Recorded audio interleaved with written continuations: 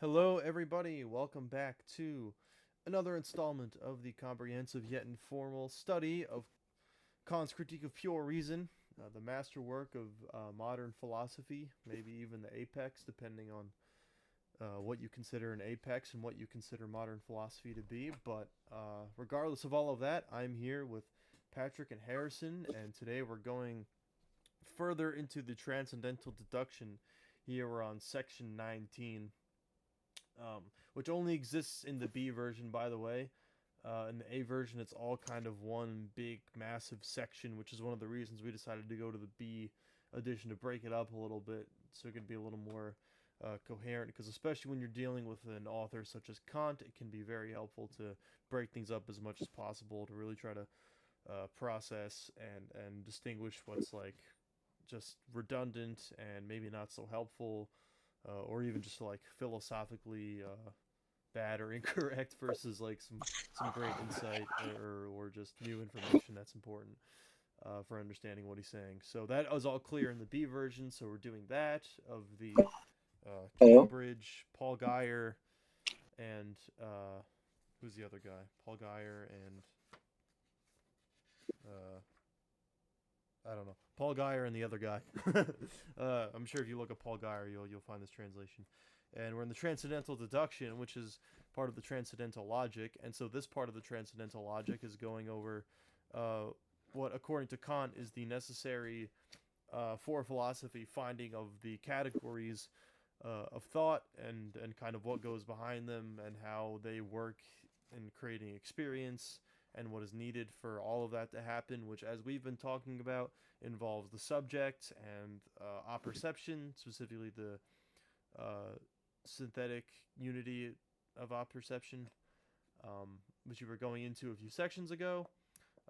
And we got a little more into the different kinds of subjectivity we experience and how that plays into things. And that was actually last section. And now this section is the logical form of all judgments consist in the objective unity of the apperception of the concepts contained therein, which is kind of like a less of a title and more of a statement, but it should still kind of explain, based on especially what I was just saying about how kind of apperception and subjectivity and all that fit into like logical judgments and the other things that we're talking about in the greater scheme of the transcendental logic and overall the critique of pure reason. So that is my big context introduction thing that I begin a lot of these with now because we're getting into it, and it's just nice to recap. I think it helps me remember where we are. Hopefully, helps you get some feet wet or whatever the a good phrase is, and we can dive into the sections confident that we know what we're talking about. Yeah. On that note, does anyone have any questions or other preliminary comments before we begin reading this?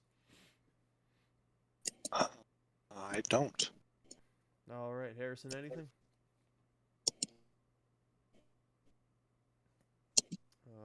Let's see. Are you muted or you? Okay.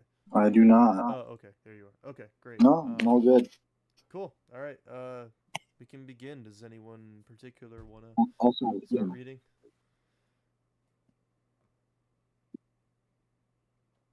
Did Harrison? What did you say just then? wait, no, I did not say anything, but I will, I'll read. Okay. Okay. Cool. Thanks. Yeah. But let me just, I'm gonna join on my computer for a second, Oh, okay. No problem. just Okay, so I then can I'm see it. gonna start.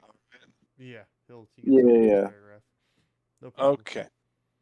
So, I have never been able to satisfy myself with explanations that the uh Logicians. Sorry, let me jump in oh a little bit. yes. I have never been able to satisfy myself with the explanation that the logicians give of judgment in general. It is, they say, the representation of a relation between two concepts. Without quarreling here about what is mistaken in this explanation, that in any case it only fits the categorical but not hypothetical or disjunctive judgments, which latter two do not contain a relation of concepts but of judgments themselves, though from this error in logic many troublesome consequences have arisen. You can't put two parentheses right next to each other, buddy. He just did. You just got conted. I remember only that it is not here determined wherein this relation consists.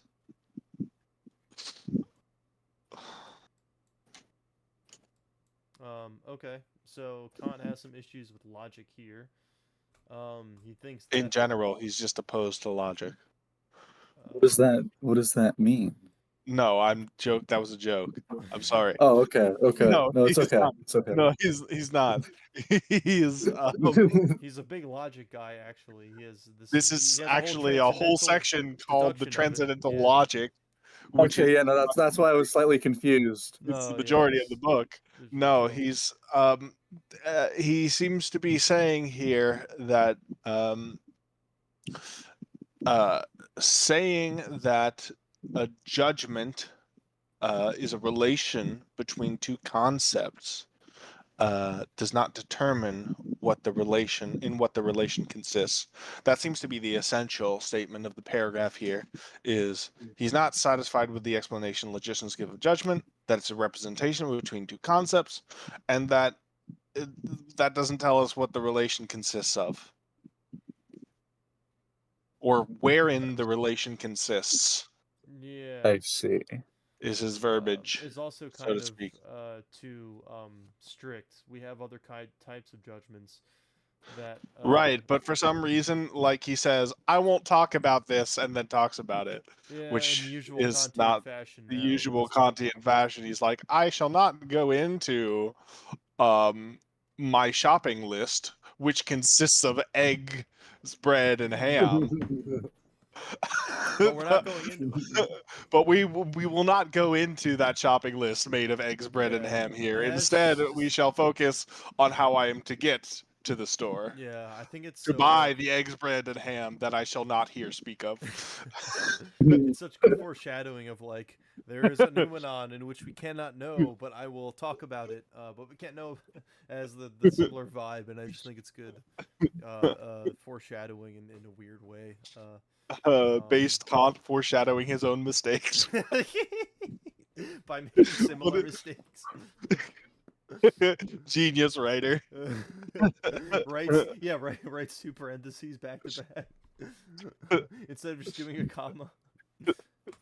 Uh, anyway, so that's the beginning there. We just have some problems with typical logicianal definition of logic because it's exclusive and doesn't really go into how he says it. There's not Well, what the wherein the relation relation consists. yeah, that is not Well, determined. okay. So I guess the idea is logicians are just telling us that a judgment is a relation between two concepts. Let's take, for instance, cats are gray.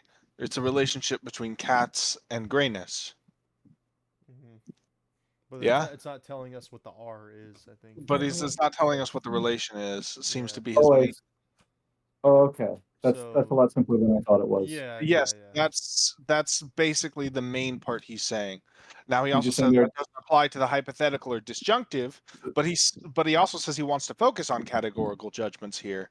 So So he's like just saying that there are different kinds of relations, and that those kinds of relations, different kinds, matter.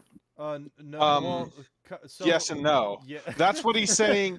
So that's what he's saying he doesn't want to say by saying. What? Okay. What? So Khan saying Remember how I was like um he tells us I'm not going to go into this and then goes into it. What you described is what he says I'm not going to go into and then goes into. So he says, "I'm not going to go into it." Okay, so he does go into it. I see, but then doesn't. a little bit, but A not little too Isn't bit. much. that? But no, but what he's more basically saying here is let's just focus. I mean, this is why I like to take Kant at his word here and just like focus on the thing he tells me to focus on, even though he's added these irrelevant details. Yeah. He said, let's focus on categorical judgments, right?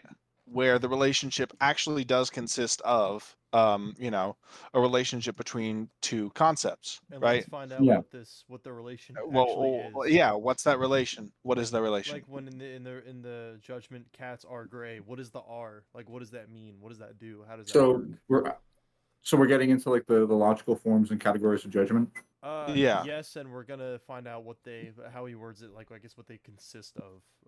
Oh, okay. Basically just how they work, what they are. We're gonna philosophically investigate what the relation of categorical judgments are. Got it. So, with that in mind, Harrison, do you want to continue us off on the second paragraph? Yes.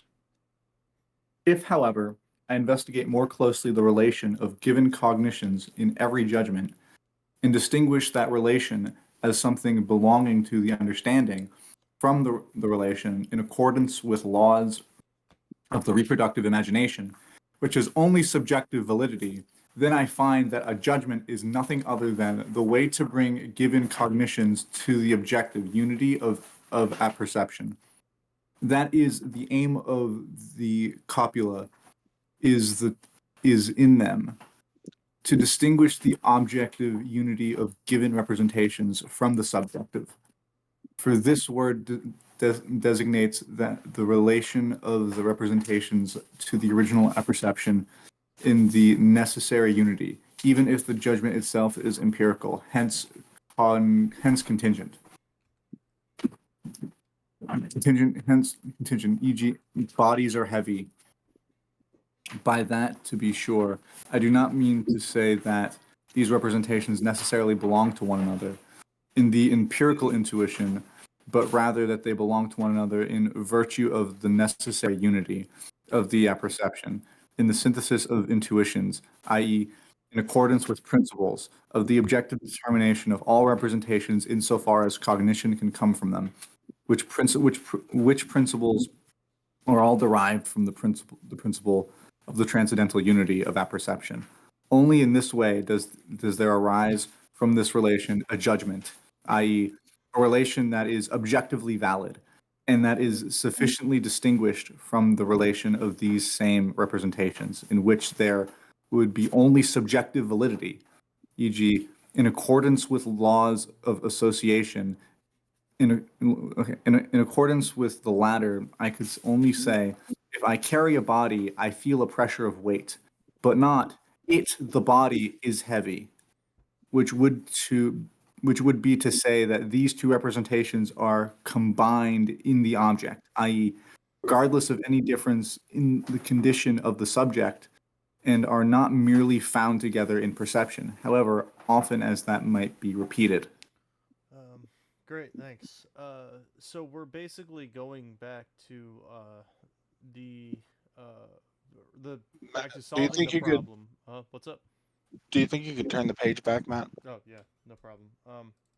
So we're basically going back to the problem of how does the subjective kind of affect the objective, right? Going back to that problem and trying to solve it of the Hume's kind of the biggest example is the problem of causality, but you could, I guess, expand that to any type of subjective judgment imposed upon, well, what Kant will say is imposed upon objective reality, but these kind of subjective judgments versus how objective reality works.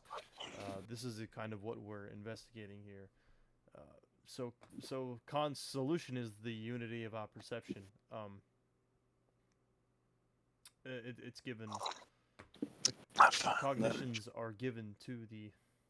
I don't know if I'm saying that well. I had a really good. I'm not sure he And fully is like saying that he's solved the problem here. He's well, no, saying that's that the just kind of what it's judgment, related yeah, to, though. he's saying the judgment. All right. So he says, I find the judgment is nothing other than a way to give given cognitions to the objective unity of our perception. And that the aim of the copula is to distinguish the objective unity of a given representations from subjective. So he goes into like what that is, right, in more detail. Basically, the difference between, which we have covered sort of more extensively here.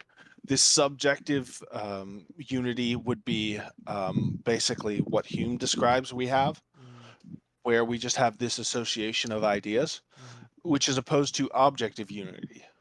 And I think he's saying here the copula, which is like the are or the is, right? Mm, I think What's so. so the copula is just a word for that kind of uh linguistic like connecting word. Yes, correct. Yes, so sky is blue, that would be is, or cats are gray, or mammals, that would be are. but So the his copula, Yeah, that's the definition, but his argument is that it's not merely just like subjectively linguistic.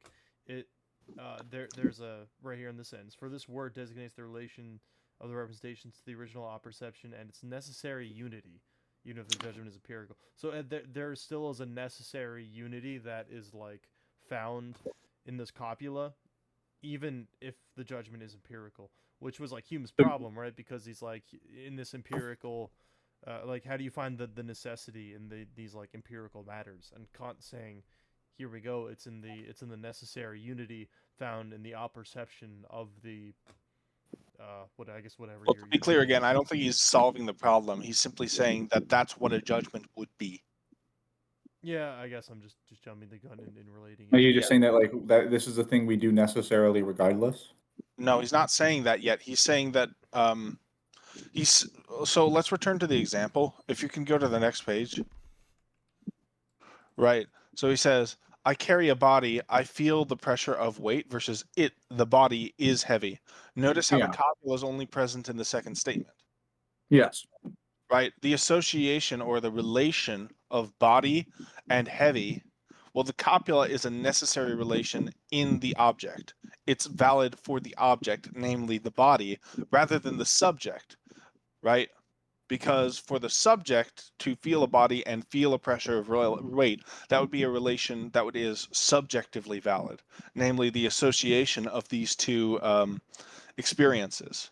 But I for see. the yes, but for So he's talking about what just like the function of is to represent basically that yes, In the object, it's not. what would appear to be an objective observation, whereas yeah, to be like to specify more with something like bodies are heavy would be to say me to look at it as a subjective observation. Well, no, right. not are heavy. Well, no, Well, no, that I feel the weight I of the thing feel would be to body, say I like feel not heavy. I feel body is it and I feel heavy is a subjective relation, right? Bodies are yeah. Well, heavy we So don't and by really saying have that you're acknowledging so it's like the difference between acknowledging an event as subjective versus looking at it as an objective thing. The body is heavy. Yes, the object, namely, right? Yeah. Objective meaning consisting valid for the object, right? Yeah. In the words of Bill Clinton, it depends on what is. Yeah. Um, but for Kant, Kant is saying here that is this relation of qualities inhering in the object, and necessarily valid, Right. not just for us. Exactly. They're So not if just we're going to subjectively use, linguistic. They're found within like objective experience. and he's not proving that here, he's simply saying that like that's the way we use the word, you I know. see. So he's not saying that like yet that this is the case. He's just saying this is what the word functions as. Yes, those would be what the words mean. Of course, that's what he is trying to prove, Yeah, he's trying to right? That jump there the gun is here. that But there are objectively valid. That's just this whole section is about trying to prove the objective validity of judgments. But nothing he said here actually gives us a warrant to say, "Oh, it's proven. This is the Yeah. solution." Right? He's simply saying that like um well, without this, we would not be able to use copulas basically. Yeah. I see. I see. So, yeah. and that is that section pretty much, right? Yeah. We're not missing anything, yeah, because in subjective validity, which is what we talked about as well. Okay. Are there any other questions or comments? Nope. Cool. Well, that was a nice another short section. Um, Another important difference between objectivity and subjectivity. This time, specifically relating to the copula, which is the beginning of the investigation as to what the actual category. Well, as far as I'm concerned, is the it does seem to be the further investigation that he was alluding to in this first paragraph here, the section. Of what the actual categorical judgment and what the relation of the copula or the relation that is the copula consists of. What does it consist of? The necessary unity of objective judgments. Whoops. So yeah, that's nice and short. Got some collaborations at the end. Let us know in the comments if you have any questions. I'm going to end this recording here because the titles of these will be very long, especially this one. Like, God, I hope I can make this a YouTube title. I'll probably have to shorten it down, especially if I begin it with the comprehensive critique of pure reason, like I usually do. So I'm going to have to find a way to shorten this. So, Well, whatever you do, don't make sure you cut out informal.